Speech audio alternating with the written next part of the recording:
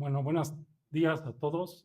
Voy a presentar al doctor Andrew Campbell en inglés porque pues, él proviene de Inglaterra, entonces pues voy a tratar de presentárselos en inglés, ¿no? Espero no equivocarme. Good morning, distinguished authorities, researchers, and students. For all of us, it is an honor to introduce our esteemed guest speaker, Dr. Andrew Thomas Campbell, who is a visionary in computer networks, mobile systems, and ubiquitous computing. Dr. Andrew Campbell is the Albert Bradley 1915 third century professor of computer science at Dartmouth College. He is known for his pioneering work in mobile sensing and mental health, particularly on college campuses. He received the ACM UAM-I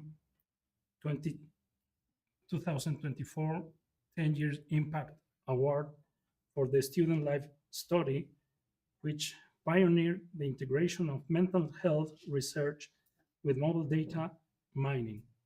The ACM UAM 2022 10-Year Impact Award for showing how smartphone microphones could be used to recognize stress from the user's voice, like mine, unobstructedly. And the ACM Sign Mobile 2019 Test of Time Paper Award for research that pioneered the application of machine learning across local devices and servers. Dr. Campbell's work aligns with our department, focusing on advanced IT solutions for smart infrastructures to AI ethics. His talk today on future of AI for mental health will undoubtedly inspire innovation. And finally, I'm going to read the abstract of his talk. Mental illness touches nearly every family, affecting mood, behavior, and daily functioning, often at a tremendous personal cost. In this talk, Dr. Campbell will first describe mobile and wearable sensing technologies that capture daily behaviors such as sleep, movement, and social interaction at scale. He will then discuss how advances in AI for predictive modeling to large language models can transform these behavioral data streams into insights about depression and anxiety, and into personalized interventions that support mental health.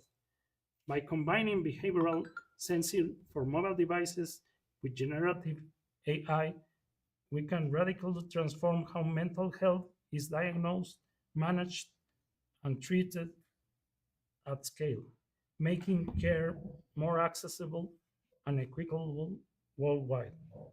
Let's give a warm welcome to Dr. Andrew Thomas Campbell. Gracias por la introducción, Michael.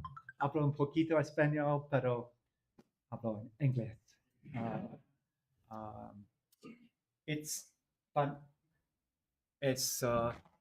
okay? Yeah? Oh, let's try this one. Yeah. Mejor? Yeah. Oh, lo siento. Oh, sí, sí. Es bueno. Bueno, sí? Okay. Muchas gracias. Thank you again for the introduction, Miguel. It's great to meet a fellow Englishman.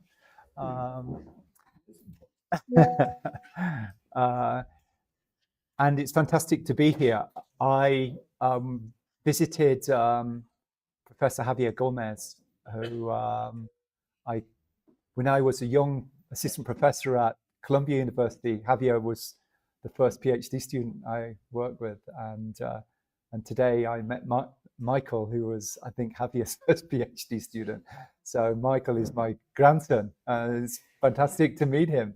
I wasn't sure he existed, but now I know. So I'm speaking English. So please stop me if you have any questions, right? And usually I stand up, and maybe I can stand up because I have a mobile microphone on, but I'll sit down at the beginning. And I want to talk about, and I was talking to Michael about, the department and telecommunications group and computer networking. And, 20 years ago, I actually was very active in the area of distributed systems and networking and wireless networking. And Javier, I remember his PhD work very intimately, did some really cool stuff on wireless multi-hop networks back then. But I don't work in that area anymore. So I don't know anything about that area anymore. And I'm going to talk about maybe something completely different for you. And maybe that's okay that it's not in your exact area of interest, that you might learn something that's maybe tangential or interesting. Let's see. But do stop me if you have any questions. I'm happy just to raise your hand or your voice, and happy to stop. So I want to talk about some work that over the last, I suppose, 15 years I've been working on, and it's around this area of mental health, right? And when we think of mental health or mental illness, we think of illnesses like depression or anxiety or bipolar or schizophrenia. Maybe you've heard some of these words before. Maybe you know the meaning of them. Maybe you know family members or friends who've have lived their lives with these illnesses, right?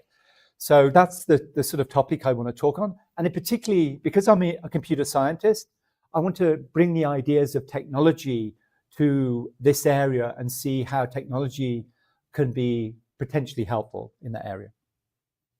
So like many of you, you probably heard the news or read papers talking about the rising crisis in mental health. And at my age, I have sort of children in their 20s, but who are of the Gen Z generation.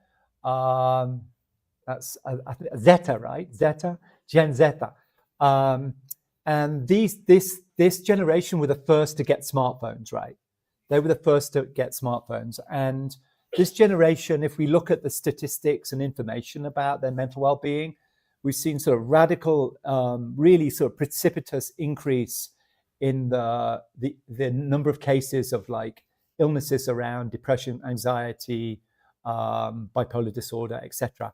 And the big question is like, well, why is this happening, right? Why is this happening to this generation in particular? It's not just in any one country, it's around the world.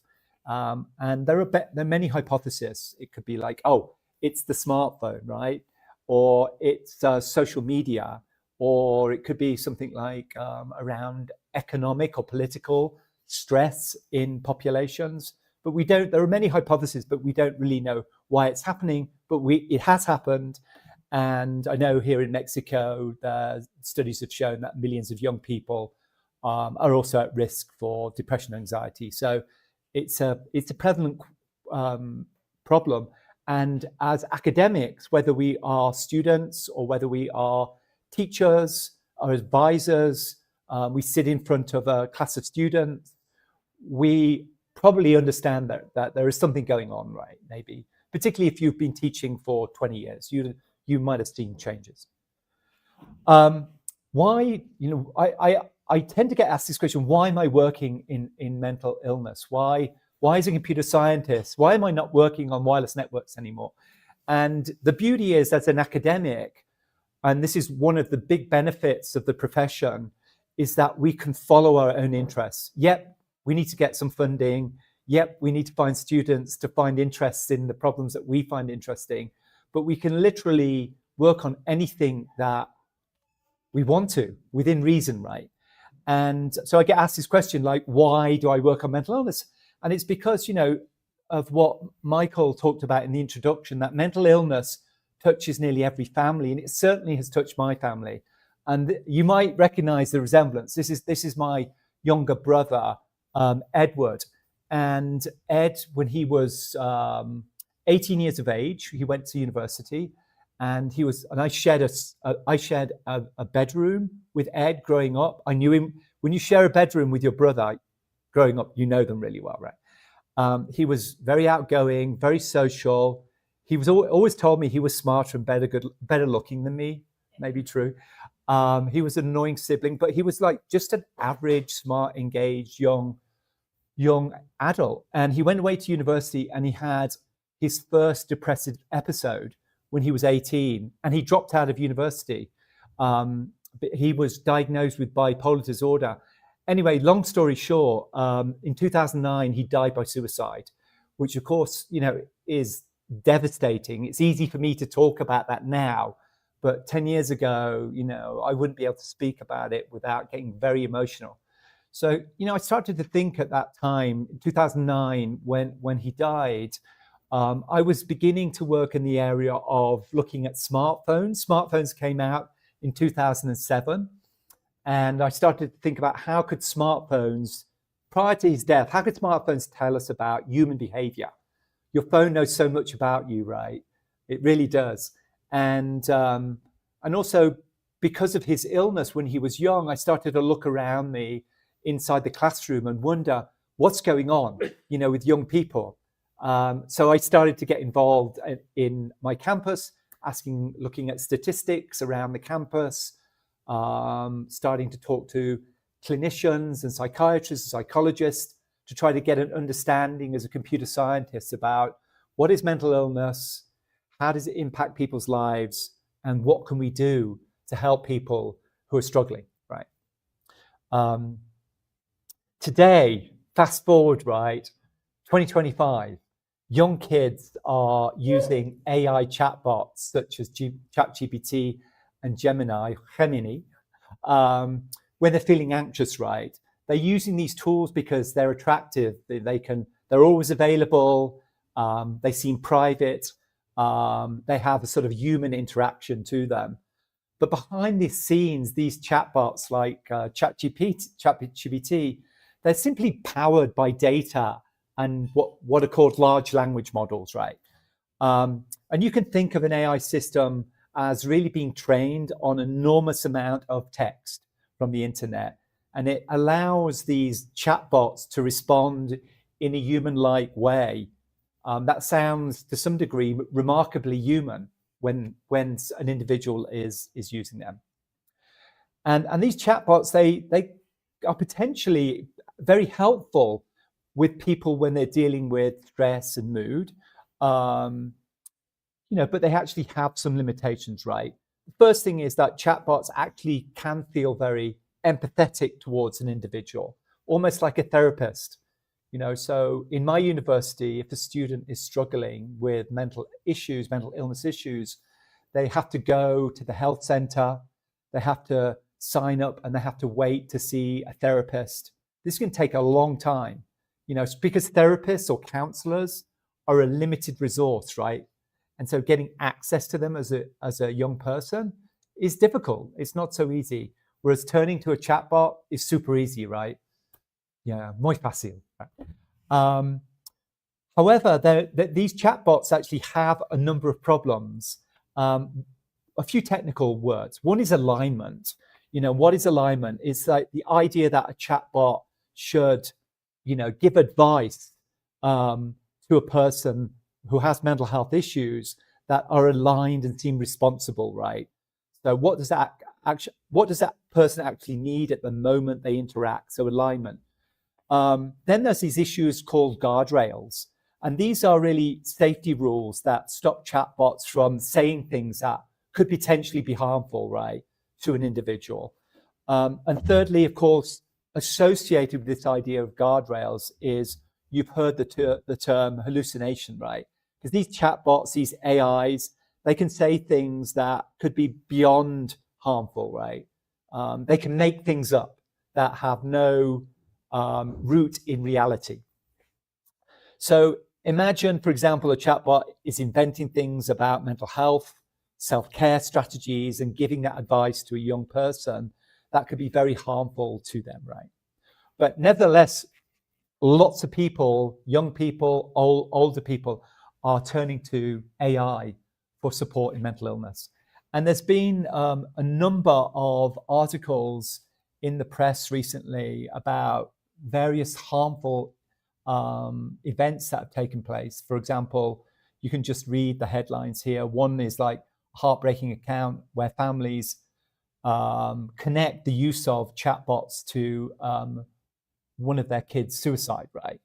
And in some states in Estados Unidos, for example, Illinois and Nevada, they have banned the use of AI as therapists in the state, so you can't use them. So there's a lot of concerns because these chatbots haven't been designed to actually be therapists, right?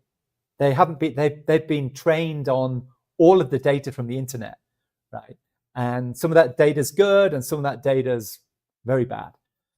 So potentially, you can see from these headlines, there's sort of serious risks. So how do many of you? I'm sure if I asked you how many people use ChatGPT or Gemini, everyone put their hand up, right? So I'm not going to ask you that. But we use it every day, right? We use these AIs every day.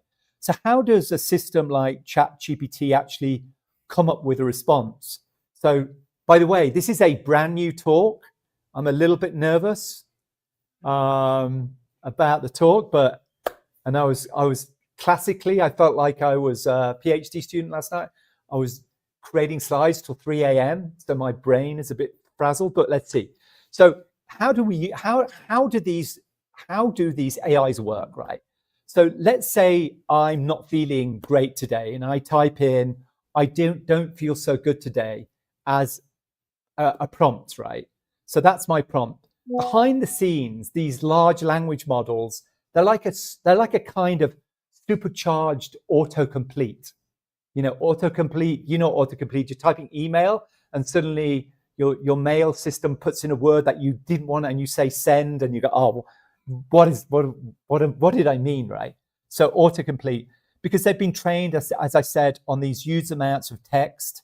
Instead of just guessing the next word, they can generate not just a single word, but whole paragraphs. They can answer questions, they can summarize things, and they can carry on what looks like a conversation, right? So what happens? The first thing the model, I'm using the phrase the model to mean the actual AI behind, say, ChatGPT. The first thing the model does is to break down a sentence like, I don't feel good today, break it down into tiny pieces. And these tiny pieces could be words, and each of these words generates a token. And the token might be a whole word, or it might be just part of a word. So for example, here, the word don't could be broken down into two tokens, D-O-N for don't and apostrophe T. So two tokens, one word. That's how AI processes language, not full sentences, but a stream of tokens, which the model actually represents as numbers inside the model. So text is converted to tokens, and these tokens are numbers, and that's what the model understands. The model understands numbers. So once it has those tokens, the model does a job, and the model's job is to predict what comes next. So what comes next after I don't feel so good today? What comes next? So it looks at the entire prompt, the entire input, all the tokens so far, and it asks itself, what is the most likely next token? And in this case, it predicts a token for I'm, the first word of its response, right? And that is the beginning of its response. And the model doesn't actually predict the word, it predicts the token, the next token, which is mapped to a word. Then the number gets converted back to text. And in this case, the word is represented here, I'm. The next step is that it takes the prompt, I don't feel so good today, and I'm, and does exactly the same thing and predicts the next token, which in this case is mapped to the word sorry, and so on and so forth. As it builds up its response, it takes the existing prompt and each of the words that it's predicting and puts that into the model to predict the next word. And that's essentially how ChatGPT works. it keeps generating these tokens until the answer's completely finished. And that's what we call to be a completion, right? And if you read this, I'm sorry to hear that you're not feeling well today. You don't want to tell me, do you want to tell me a bit more about what's not so good? What not so good means for you right now, like tired, sick, stressed, or down? I won't bother reading the rest of it, but you can see that it matches my question. It's responsive, it's empathetic, it has a feeling of being concerned, like maybe a parent or a good friend, right? So how does all this work technically under the hood, right? And suppose large language models, or LLMs, and this is a busy slide, took off in 2017 when researchers introduced the transformer architecture, which ChatGPT and Gemini and Claude, they're all based on this transformer architecture or variants of it, which is quite interesting. From a really famous paper now in 2017 called Attention is All You Need. And the word attention is actually important, and I'll come to talk about that in a minute. But it was a breakthrough because it replaced older, slower sequence models with a much simpler but more powerful recipe, this encoder-decoder that you can see in this figure. And it has layers of attention and feed-forward networks. So by attention, you can look down here. My input to, or my prompt says, I don't feel so good today. And in the beginning parts of the transformer, it makes connections between all of those different words. So it's looking at the whole sentence. It's not looking at a single word, and it's paying attention, and that's what attention means, to the relationships between all of the different words in the sentence. So what does this look like in practice? So if we take this prompt, the first thing the model does is it turns each word into what's called an embedding. And the embedding I'm showing up here on the three-dimensional space. An embedding is where the word maps to in some form of embedding space. And you can see that some words like depressed and sad are much closer in the embedding space, right? So when the model starts to look for responses to I'm feeling sad, it might try to predict, is the person depressed, right? Because you can see sad and depressed are clustered. But the word car is much further away in the embedding space. So it's unlikely to predict car as the next word, right? So that's the embedding space. This is attention. And this model, the transformer model, which takes input at the bottom and outputs the next predicted word at the top, is built on this encoder-decoder model that takes the initial prompt and through attention and the feed-forward neural network comes up with predictions of many possible words. So, for example, if it's the last word in the sequence that it's analyzing is sad, then it might predict feel as the next word, or today, or sorry. Those might have high probabilities of being the next word. But again, maybe car or student would not be. So that's the process at which the architecture predicts the next word. This slide shows the essentially the workflow of building a large language model. You know, it includes pre-training or training and fine-tuning. So let's sort of dive into this a little bit more. The development of a model really starts with pre-training. And you can think of this as like the model going to school. It reads a massive amount of text, books, articles, websites, and it learns the structure of language. It learns grammar, it learns meaning, it learns patterns, it learns how words fit together, and it represents that knowledge in the embedding space. So in the embedding space here, that's a representation of this knowledge that it's trained. Then comes after a model has been trained on this massive amount of information on the internet, then the next stage comes, which is typically called fine-tuning. And this is where we take this generally trained language model and we adapt it or we sharpen it so it can actually understand more specific ideas. And this is sometimes called supervised learning or supervised fine-tuning. And it uses examples, so example pairs of potentially a question and a response.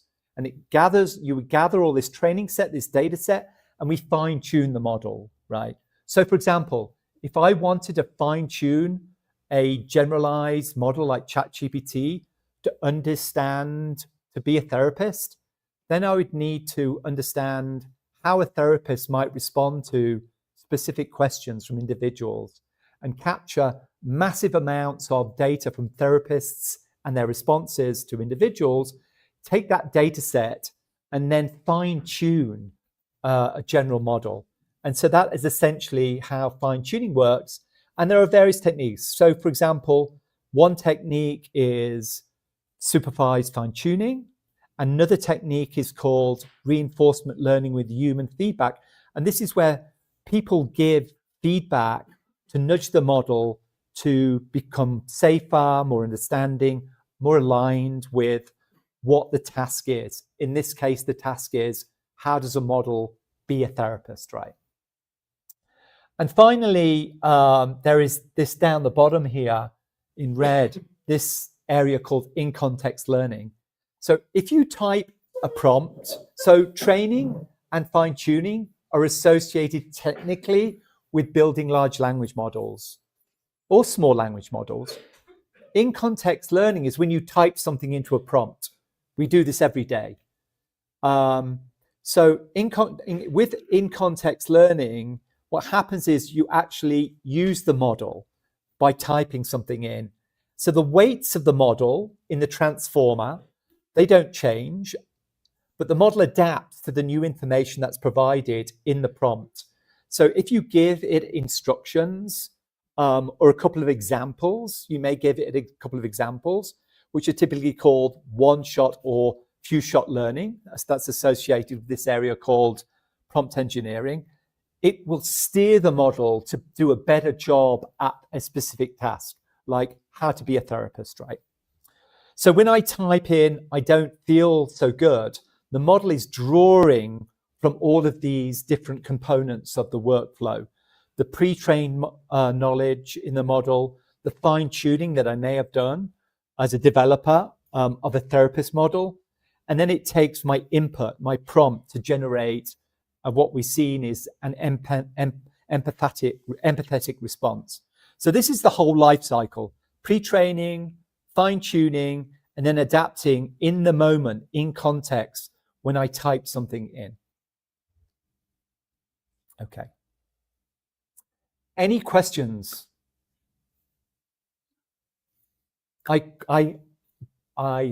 Preguntas conmigo? No? No hay?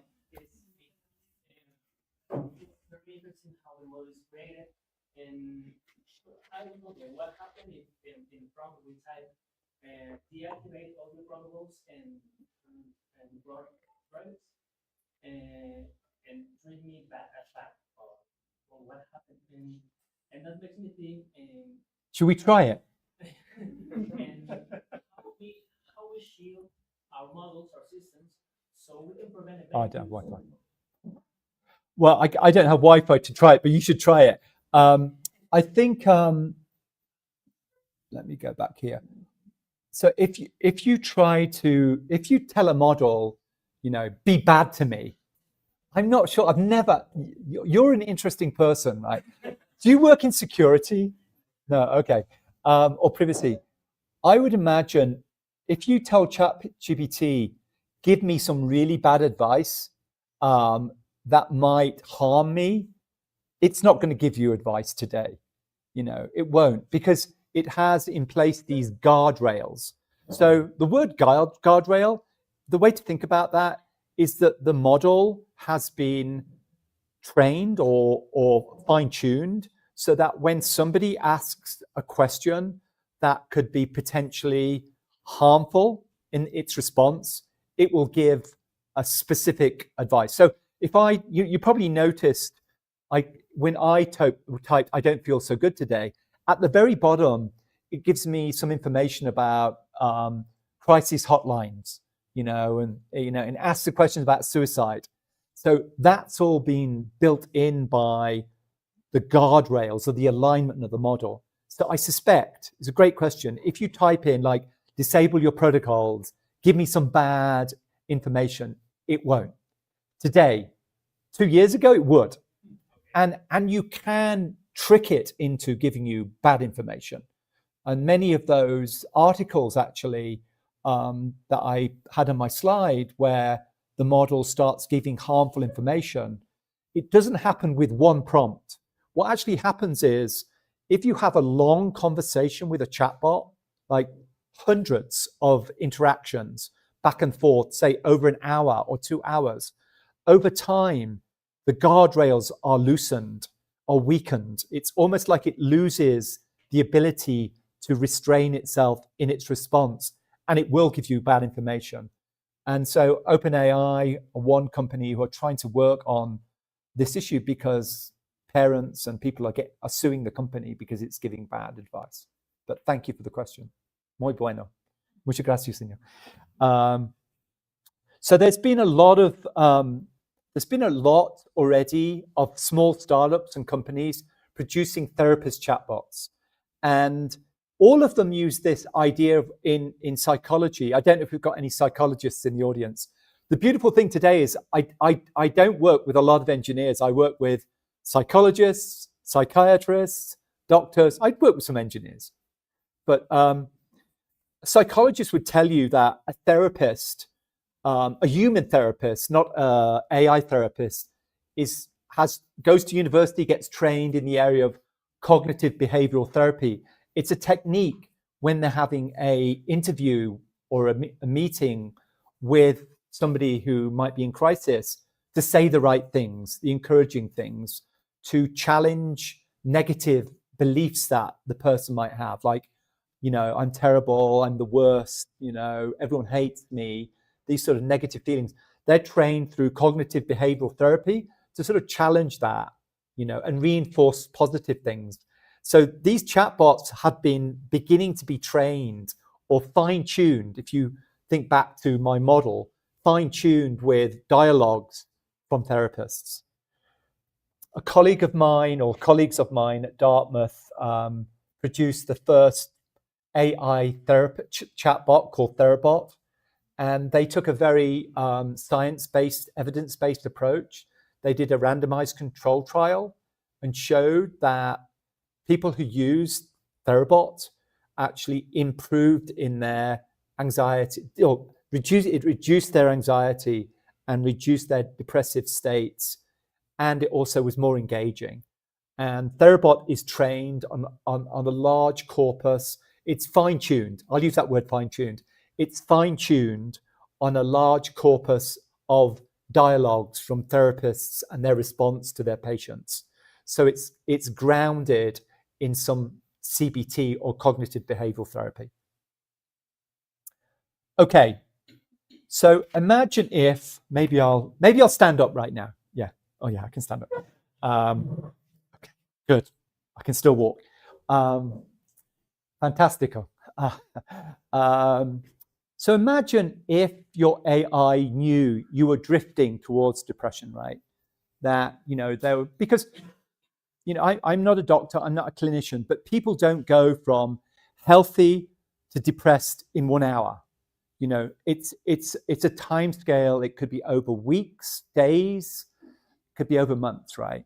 And all these different illnesses like depression or anxiety, bipolar disorder, schizophrenia, and I have an opportunity over my career to work with all of these populations, all exhibit quite different sort of behaviors with their illness. For example, my brother, who had bipolar disorder, which is a mixture of being very depressed and extremely hyper, where, for example, my brother, when I would meet my brother, I knew exactly where he was on his cycle. For example, if I met him, he's like, I'm writing a book this weekend, right? Yeah, I knew that he was in a manic stage, right? I would just know. I could meet my brother and I was a mental health sensor. I knew immediately where he was. Or if he was very depressed, I knew. Or if he was somewhere in between, I sort of had a good idea as a non-clinical human sensor, right? So, ask ourselves the question, can technology be as good as me at observing somebody, to understand their mental states, right? But imagine if an AI knew you were drifting towards depression. Drifting means like transitioning, that there's some indication in your behaviors that show that are not heading in a positive direction. And this AI could actually understand your mental state, and it could give you nudges. And by nudges, I mean, for example, challenge negative mindset or give you some positive intervention ideas that work with you, right? That understood. So, for example, I don't suffer from depression, but I get very stressed, and I know over the years that if I go for a run, my stress level really drops. So my wife, who is a sensor, right? She knows me. She'll say, Andrew, why don't you go for a run? She won't even say you're stressed, go for a run. She'll go for a run. You're like, you're a pain in the ass, go for a run, right? Okay, I'm going for a run, right? And then I come back, and for me, that works. So the question is, can an AI understand what works for me, what works for Javier, what works for Michael? Because we're all different human beings, right? And it has the potential to observe and understand change and know what works for us. So really, this is a long introduction, really, to get to tell you about a project that we just started. Hasn't actually been publicly announced yet, but it's at Dartmouth College, and Michael and Javier, I don't think you visited me at Dartmouth, no, but Michael's been there. So it's a university. It's a small university in a small New England town. At 5,000 undergraduates, 3,000 graduate students. A small university, and this is a university-wide initiative that I'm involved in, and it's called Evergreen. And the idea behind Evergreen is this is a student, hypothetical student Sarah, and there are some signs that Sarah has not observed in her change of behavior as a student on campus. Dartmouth students, they live on campus. They don't live in their homes. They come to Dartmouth. They live all together on campus. So the AI, Evergreen, understands Sarah's behaviors and sends Sarah a check-in on, say, Tuesday night. It says, hey, Sarah, noticed you've been keeping different hours lately, meaning that maybe her sleep pattern has changed, right? And Sarah says in response, yeah, midterms and not sleeping well and stressed out. As teachers, I know Michael said that you have like here, like the 12-week term. We do at Dartmouth. So, week 1, week 2, fine. Week 3, fine. Week 4, 5, starting to get stressed. Midterms, week 6, students, really change from week 1, right? You know that as teachers. And so Sarah's saying, yeah, I've got midterms, I'm not sleeping. And the Evergreen says, understood. Why not meet Ellie? Ellie is a friend. The AI knows that Ellie is a friend. After your 11 o'clock class for a coffee or a chat. And Sarah says, good idea. So that seems to be like, it's not engaging like you're depressed or you're sliding to depression. It's sort of recognized changes in Sarah's behavior, her sleep patterns, the fact that she hasn't been going to the canteen and eating with her friends recently, the fact that she's spending more time in her dormitory and less in social areas on campus, that maybe she stopped going to the gym, which could be normal things as the term gets busy. But because the AI knows Sarah's patterns, it knows that, for example, she started to miss some classes, skip classes. Her attendance rate seems to be sliding. And last term, it wasn't like that. So it's aware of her behaviors when she might not be aware of her behaviors. And her roommate might not be aware of her behaviors because the changes in behavior are very subtle. So the question is, how can we reason about AI And how can we reason? How can AI reason about human behavior? And how can it reason about mental health, right? And so the idea here, the big idea, the one thing you should remember about my talk, if you remember anything, and it's okay if you don't remember anything, is can we take noisy sensing data from our phones and our wearables, and can we actually embed that inside a large language model? And so that the AI, and I know you're going to get freaked out about this because it's really creepy, you know, could the AI know all about your behaviors, your sleeping patterns, right? Where you are, I know, where you are, like in terms of a student, your class attendance rates, how well you're doing in your exams and your classes, your social engagement, your social well-being. Are you meeting friends? Are you going to parties? Both, if you think about sort of like health as one axis, social well-being as another axis, and academics, three axes, can this AI know all the knowledge about that? And would that be useful in a way for it to actually give you good advice and knowledge to try to keep you healthy, socially well, and academically well? So that's the big idea. And of course, you should be thinking, oh my God, I don't want to live in a world where ChatGPT knows everything about me, right? Because that brings out lots of issues to do with privacy, right? Is it ethical to do this, right? Many, many issues. Is Andrew promoting the idea of more surveillance of the population, right? Could an employer, a government, a boyfriend use this information against you, right? And the answer is yes, it very well could, right? Okay, so today's smartphones have all these sensors, the microphone, the camera, how you unlock the phone, how many times you use it, location, accelerometer, so many different sensors just in the phone, right? And of course, you know, wearables, whether you have Garmin, you've got a cheap Fitbit or some fancy Apple Watch, has lots of physiological information, right? Heart rate variability, a lot of information, right? So here is some of my data. Just quickly show you. This is one day for me. This is all my activities, walking, standing, sitting, over 24 hours.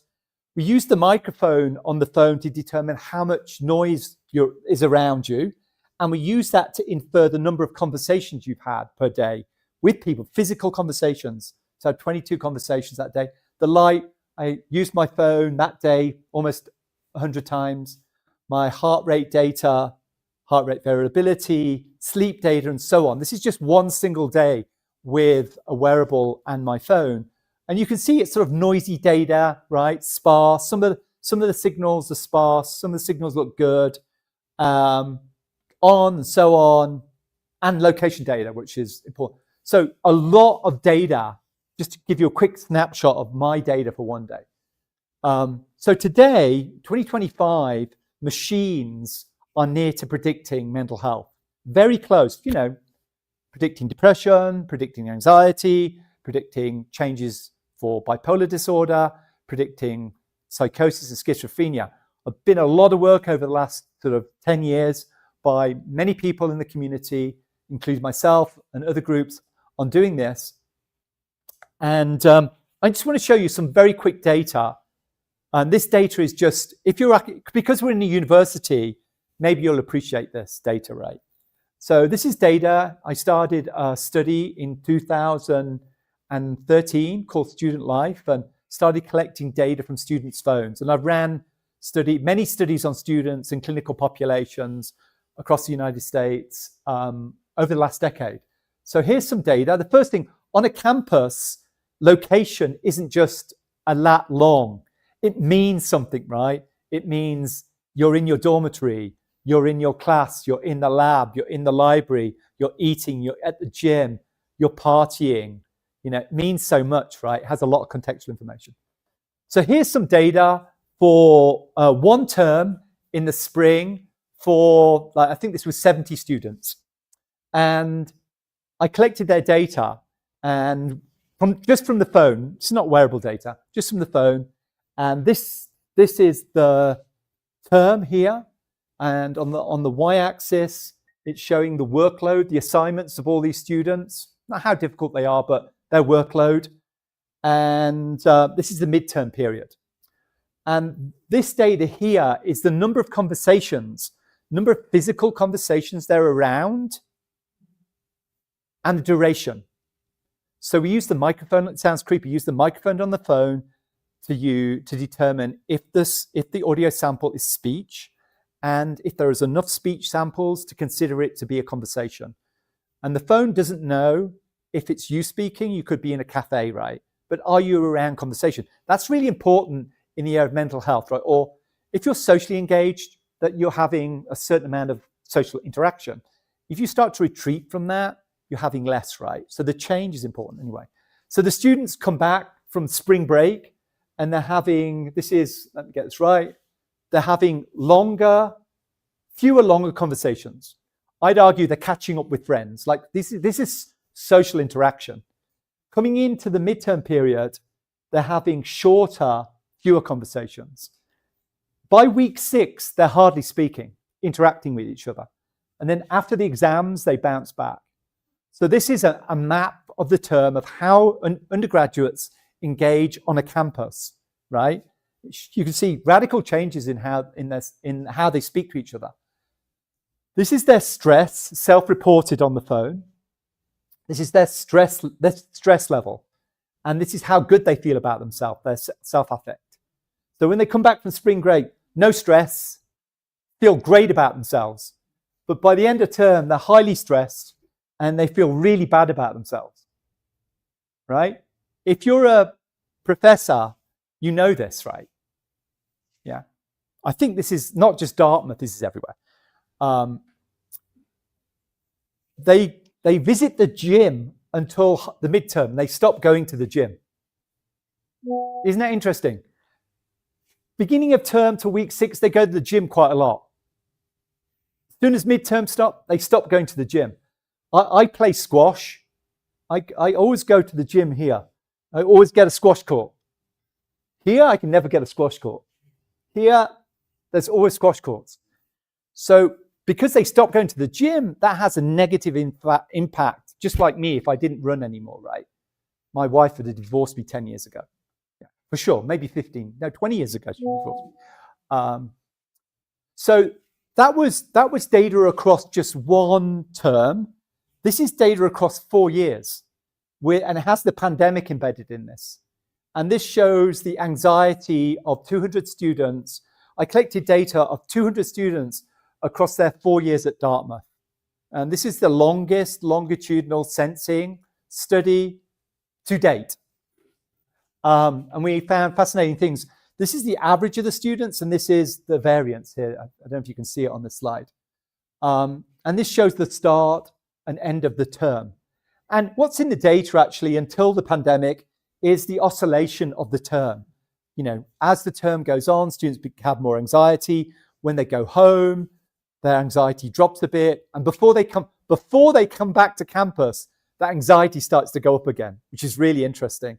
It's like they're anticipating being more stressed by leaving home, going back to school. But when the pandemic hit, anxiety levels stayed high, of course, throughout the pandemic. So when we started this study, we didn't know COVID-19 was going to happen, right? But the study actually captures the pandemic in behaviors of students. This is the phone usage, how many times the students unlock their phones over the course of the 4 years. Well, this is their pandemic, right? It slowly increases, but then it stays high throughout the pandemic. And the reason I'm showing you this is that the data on your phone can say a lot about your life, right? You can get insights of the students, how they moved around campus, their physical mobility just changed, right? You know, ebbs and flow around the time of term. And of course, I could focus in on a single term and tell you something about that, but I'm just showing you the whole longitudinal data. Their mobility changed a lot. Their studying practices changed as well, significantly. But their partying didn't. Now, at Dartmouth is a really strange place. It has, I don't know if you've heard of the Greek system or the fraternity system. Have you heard of that? At Dartmouth, the kids come to school at 18 to 22. Well, you can't drink in the United States until you're 21, right? But of course, they have to drink. They have to have cerveza. They have to have a good time, right? So the university turns a blind eye, and in the basement of the fraternities, that's where they all drink and have the parties. And everyone knows that. So on a Thursday, Friday, Saturday night, if a student is in a fraternity, they're partying, right? So location's important. So here, even though the behaviors change, but this is really interesting, the provosts of the universities banned parties and banned social engagement during the pandemic, but the students ignored that and they party, which is good, right? Probably higher COVID cases, but hey, they're young, right? They've got to see friends and party. Okay, just let me check time. Okay, shall I take how much more time shall I take? You tell me. Is half an hour okay? Yeah? Okay. 11:30, I'm finished, right, for sure. So how do we get insights into predicting depression? Well, I don't know if any of you have heard of this questionnaire. It's called the PHQ-9. It sounds a bit geeky. And if you fill this in, it asks you questions like, over the last 2 weeks, how often have you been bothered by any of the following? Little interest or pleasure in doing things. And then you score it. Not at all, several days, more than half the days, nearly every day. If you've had little pleasure, if you've had little interest or pleasure in doing things, everyday things, nearly every day, something's wrong, right? Yeah? And so all of these questions are like, are you feeling depressed? Have you had trouble falling asleep or staying asleep? Have you been feeling tired, low energy? Asks about appetite. Ask about other concerns. Trouble concentrating. I have trouble concentrating. How you speak. And the final one, which is the most important, thoughts that you would be better off dead or hurting yourself in some way, right? And that's called suicidal ideation, right? So if you go to the doctors on our campus just for a regular visit, you always fill these two questions in while you're waiting. And if you score high on them, then the doctor will bring up issues around how you're feeling, right? So it's seen as a screener. So that's called the PHQ-9. And it gets scored based on how you fill it in, gets categorized into depression severity. Like none, you have no depression, or minimal, or mild, or moderately severe, or severe, right? So different categories from no depression to severely depressed, right?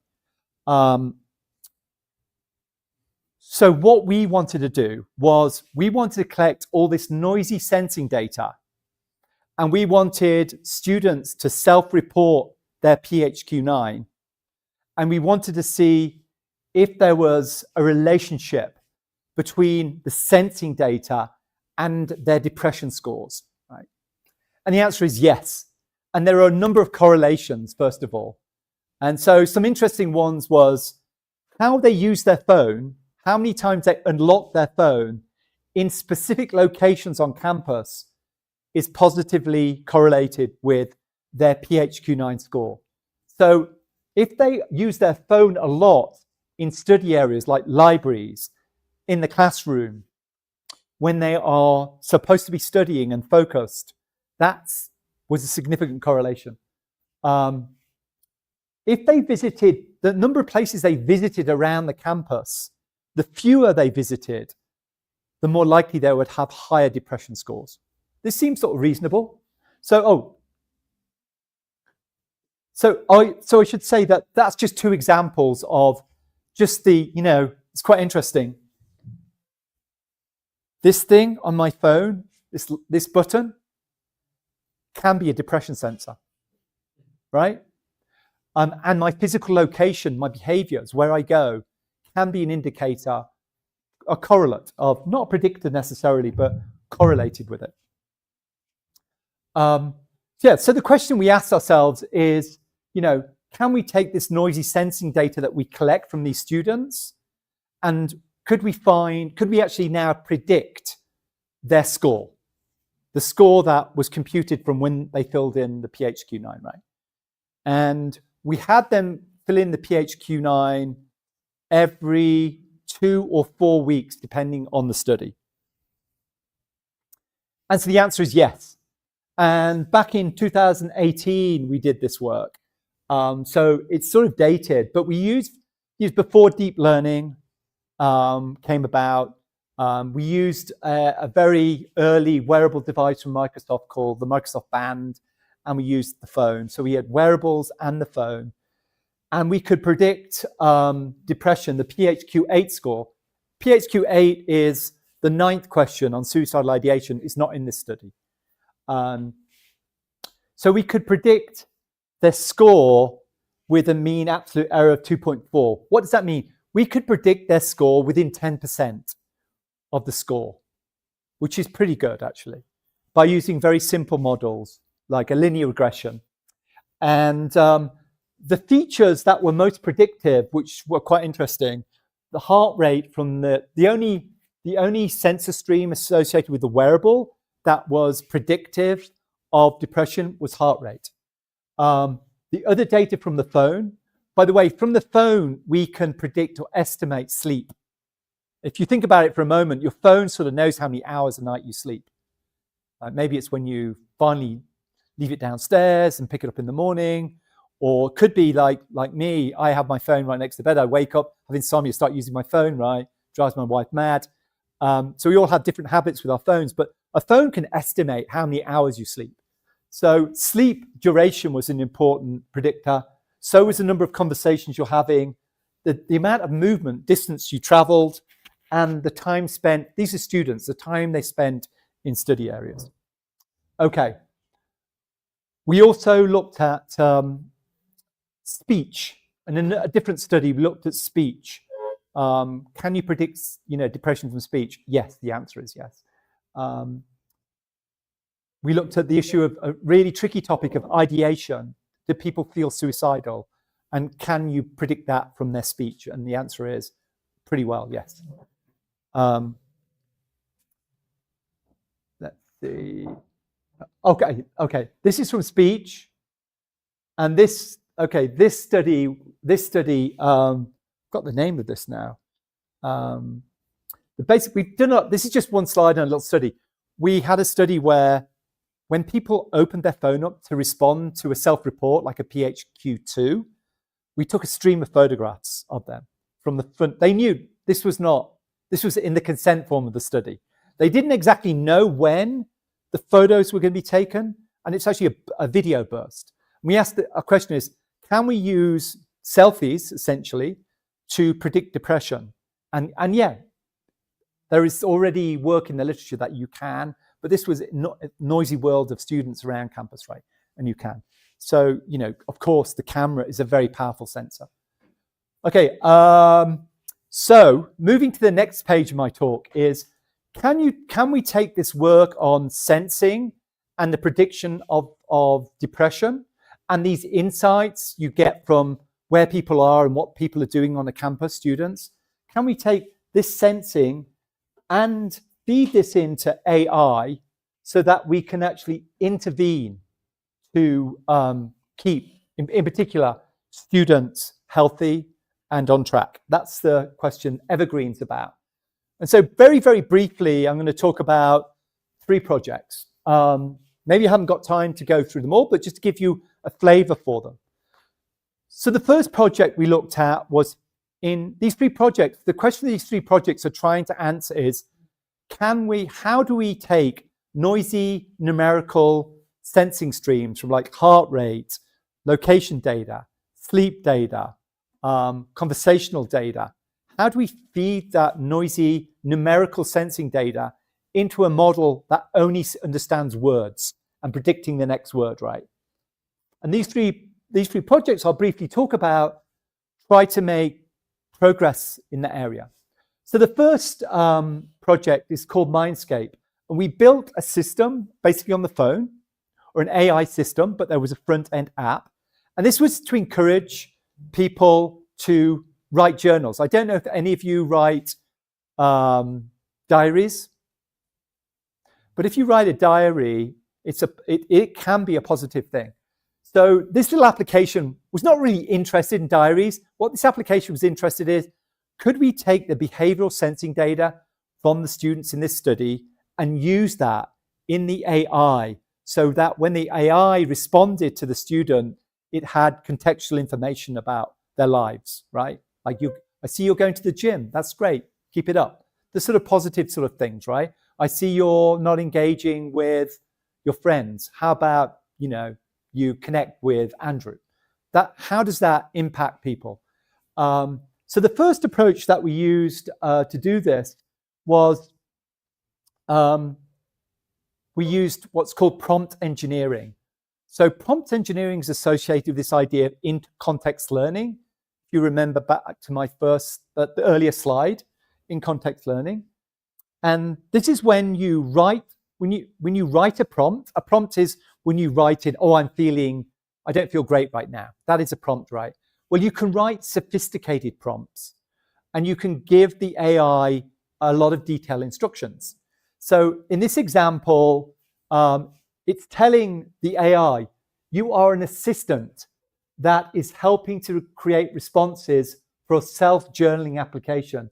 Given the user's mood score, right, sensing data and previous responses, create a succinct journaling response. So this is taking knowledge from sensing data and including it in the context. So down here in this context window, this is where we're including the stuff from either a PHQ-9 or their sleep data or their walking habits or the location data. So we're embedding text here with sensing data. Now, importantly, this sensing data, if you think of, say, heart rate data, right? Heart rate data is noisy, it's longitudinal, it has high frequency, right?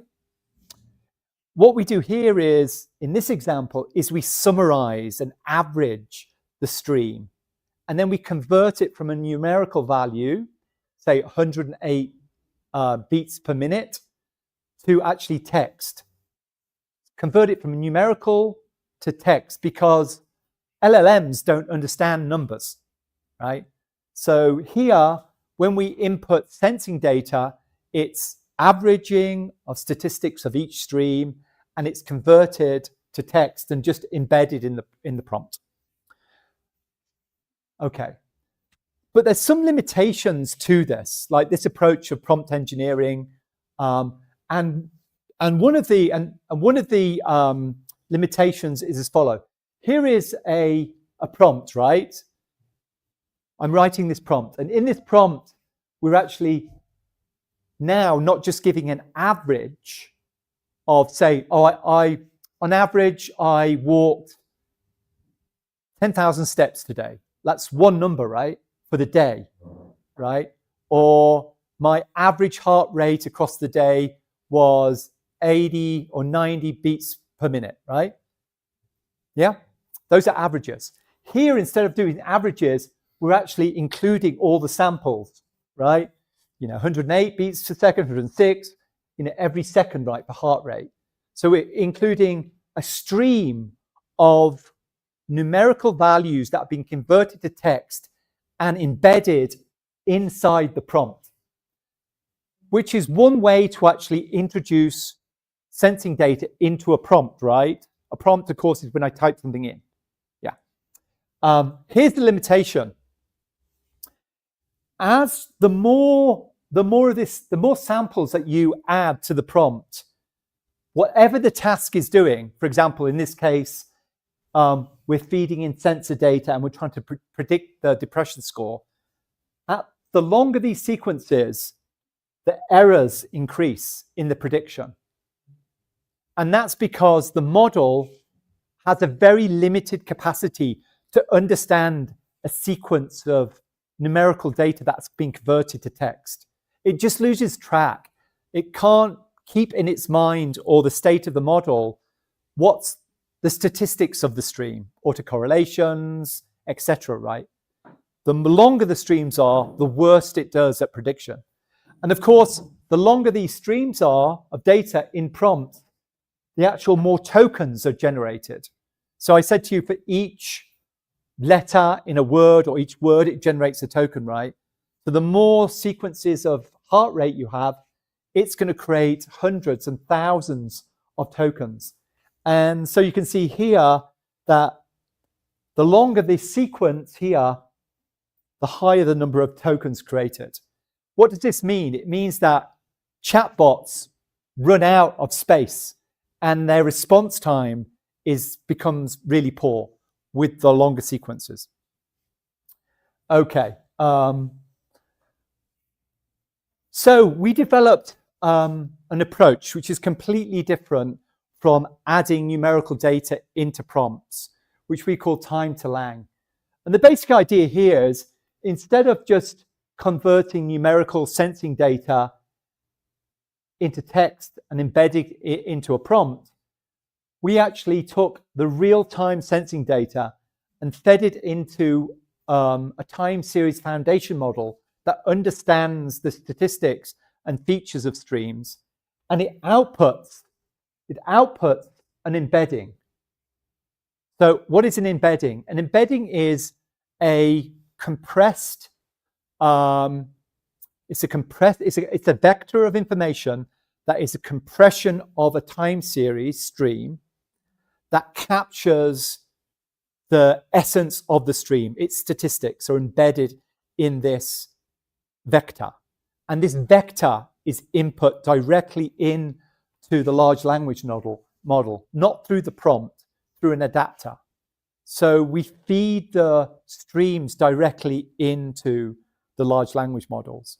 And this improves the prediction of depression because we don't have the issues with long numerical to text conversions and embedding. And we don't have the issue of creating tens of thousands of tokens for a single prompt. Okay, maybe this is the last slide I'll show. I have more, but I'm going to skip over them. So the final project is called Sim to Text. We've not published this yet, so the name will probably change. So in the time to lang work, we feed in raw sensing data to a thing called a time series foundation model. The actual model is called Cronus. And we train an adapter, which is F and G here. This is F, which creates the embedding, and G is the projection. And the basic idea is that we can predict the depression score, right? That's the goal here of this work. So all this does, this time to lang, is we feed in the raw streams from the students and it predicts the score, which is pretty cool. But it just predicts a number. It gives you a number as output. We wanted to go further than that. We wanted to feed in the raw sensing data from students, and we wanted the AI to reason over that stream, to come up with a narrative about that stream. So here's an example. We feed in a time series of lots of different things from wearables, from a wearable and a phone, and the text input is the monitoring system provides 7 continuous data streams. It describes what the data streams are in the prompt. And these little escape things here include embed the specific, no, they don't embed the text, they embed the embedding, right, into the text. And so this is the input of, basically the input is part of the prompt, but this is the sensing streams of the individual, the embeddings, right? And the output is the user has experienced a persistent sense of sadness and hopelessness with little or no interest or enjoying in activities they once found pleasurable. They often feel down and struggle with the feelings of worthlessness, etc., etc. And at the end, it says that overall, their symptoms align with a moderate level of depression, which, if you remember, is the type of language is in the PHQ-9 scoring, right? So to put this at a very high level, we feed in raw sensing data and the AI produces this, which is amazing, actually. And to do that, well, it doesn't just do that by itself. We actually have to train the model, fine-tune the model with lots of examples of sensing data and the PHQ-9s, right? And we do that fine-tuning with these narratives, and that's how we produce this example output. And I'll just skip to the end. So some very initial, because I'm in an engineering school, I better show some numbers, right? I should just say, oh, this is BS. This is very preliminary results. So when we take, for example, the output that I just showed you of one example, which is a text narrative output from the model that we've fine-tuned, and we compare that to the ground truth that we train the model with. So of course, this is just a held out part of the data set that we're doing this comparison against. When we compare the output of the chatbot or the AI with the ground truth example, this is the data that we get. So Rouge 1, Rouge 2, Rouge L, Meteor, Bleu, BERT F1, and SF1. These are all metrics associated comparing text, one piece of text to another piece of text, right? And there are many ways to, language is really interesting because there's many ways to say the same thing, right? That have the same meaning, yeah? Vamos, many ways, right? Yeah? Yeah. So these, if you're not familiar with these statistics or these metrics, they look at the similarity between two pieces of text, one that's produced by the AI and one that is the human ground truth. And we look at how well does ChatGPT do and when we just feed in the time series to it without any training. And it does fairly poorly, which you'd expect, right? But when we use our adapter and we fine-tune the model, then we get pretty decent scores. I won't go into the specific metrics, but we do pretty well. There's a sort of significant increase in all of these metrics from just using ChatGPT than a fine-tuned model for all of them. This last one here, this SF1, is the last part of the output of the model that says the symptoms are moderate, the symptoms are mild, there is no sign of depression. This specific one focuses just on that last sentence, which is probably the most important, and there's a significant increase there. Okay, I am done. So I hope that the evergreen AI that we're building at Dartmouth, and importantly, the key idea is the embedding or interfacing of noisy sensing data with a transformer, right, essentially, and allowing AIs to reason about these noisy sensing streams, right? That's the basic idea. So my hope is in the future that whether you're a student on campus here or at Dartmouth, or whether you're not a student but just a young person, a Gen Z, I forgot what the new generation is. Is it Gen Alpha? Yeah. Whatever new generation are coming through, that we can actually use technology, particularly AI, to actually understand what's happening in their lives and give them sort of feedback that can help guide them to, even if they're at risk, right? If they're at risk of like falling down through the gap, and sort of help them sort of overcome difficulties in their lives, right? So that on a student, as a professor, so they don't drop my class, or they don't drop out of their social group, or they don't, like my brother, drop out of university because he was diagnosed in his first term as, you know, having sort of depression and bipolar, right? The big idea is, can we use technology, can we harness technology, both the mobile computing side and AI, to actually help people, help young people shift the needle forward in a very positive way that can help their mental health? That's the idea. And I know, of course, you're sitting there thinking, well, there's a lot of danger associated with all of these ideas as well, right? So like anything else, there's a balance between making progress, right? Because many times in a young person's lives, there isn't a good friend. There isn't a therapist they can see on a daily basis, right? But an AI trained correctly, and if it gets to know them and they trust this AI, then it can have a significant impact on their lives. So I hope in the future that, you know, kids turn up on campus and they go to the settings on their phone and they just enable, you know, any AI, and it can keep them happy. Thank you.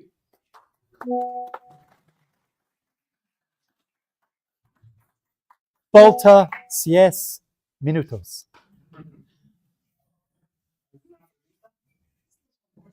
Sí. ¿Hay preguntas o no hay?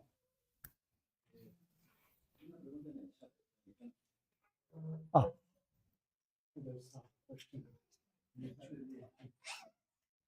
Gracias.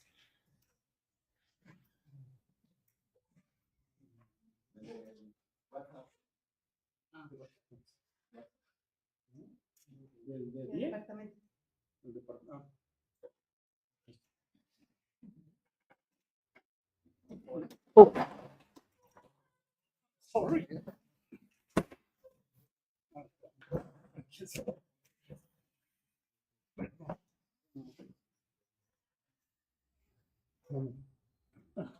Oh, not at all.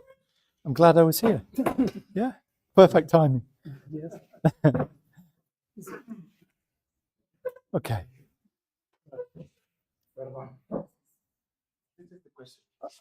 Okay. What are the technical limitations in this project? Are they the prompt size, the response time, or the precision? Bueno, pregunta. Con Alejandro. Yeah, muchas gracias, Alejandro. So Alejandro's question is like, what are the risk issues here?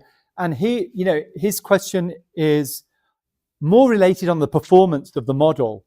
You know, he asks about response time of the model and things like that.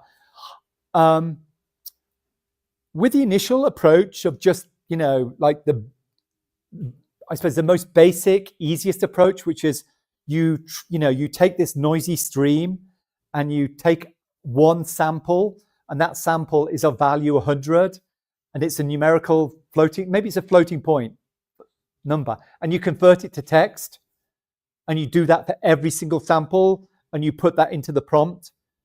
That approach has significant problems with response time, exhaustion of tokens. You know, basically the AI will not work as the stream gets longer. So yeah, there are, you know, for Alejandro, to respond to Alejandro, yes, there are all those things that he mentioned are important issues on a performance level. Much more important are the sociological issues around these ideas, right? The ethical issues around these ideas. Those are the things that concern me, not necessarily the technical issues, which is, this is going to happen. I believe, you know, I believe what I've told you today, even though it's still in the research area, I know companies like Google are actively working on this, right? Because they have Fitbit, they own Fitbit, right? They own Android, sort of, right?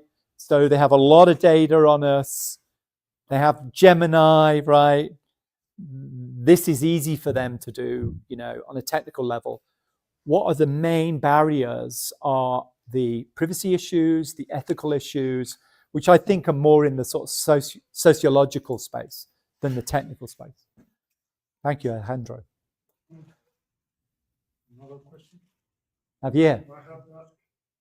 Do you measure the false positive rate situations where the app says the student maybe have some level of darkness or stress, or it has nothing to do with it?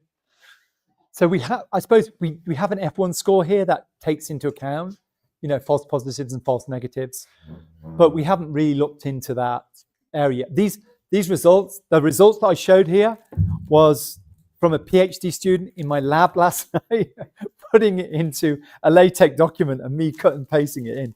So those are fresh off the factory. Those results. So, but all these issues around the sort of classical, performance metrics to do with machine learning, are important. Yeah.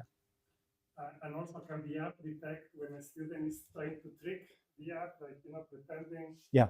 To skip classes or skip yeah. exams? We haven't even got into that space, but I suppose manipulation would be an issue, right? You could also leave your devices somewhere, which would give a completely, different reads. Una más. Una vez.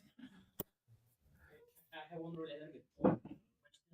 When I saw time series, it was for many years.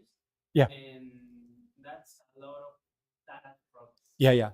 And I was wondering what was your ideal sampling rate of data acquisition. Yeah. So the models don't work. Wouldn't work, right? So the study that I showed you, the 4-year study, that study was we collected data and then we ran analysis. We weren't processing that in real time, that data. So that data set is publicly available if people are interested in that data set is publicly available. What we're doing for Evergreen is very, very different. We're taking the idea, when we get there, the project just started. This is still all offline work right now. Apart from Mindscape, that was a real-time application. But what we plan to do is to take raw sensing data, like not average data, averaged over a day or averaged over a week. We want to take raw sampling data from this moment, and we want to embed that in real time. And to do that, there's still many technical challenges, maybe downsampling some aspects. I would say that the highest rate data is probably more on the wearable side, those sorts of data. But the idea is to take, it's interesting because, right, if you think of machine learning over time, right, 2016, people were, like myself, and my students were looking at raw sensing data and were handcrafting features, right, and designing simple learning models, linear prediction or something based on those features and domain expertise. Of course, deep learning said, don't do that. Just feed the raw data and let the layers of the model determine what features are important, right? So similarly in Evergreen with the transformer, we just want to feed the raw sensing data from a wearable and from the phones directly to the model and deal with some of the technical issues. But that we want it to be real time and responsive in real time. Okay. Muchas gracias. Al fin.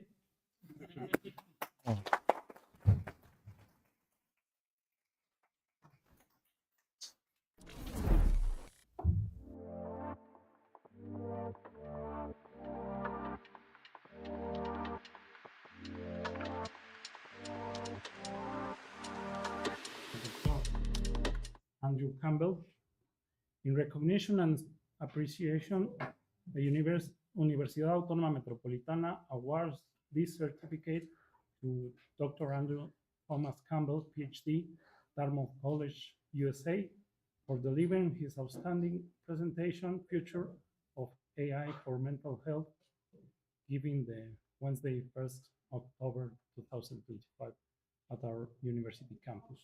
And it's signed by the director of our division of Basic Science and Engineering and the head of the Department of the Electrical Engineering. Muchas gracias, Michael. Muchas gracias. Thank you. Um,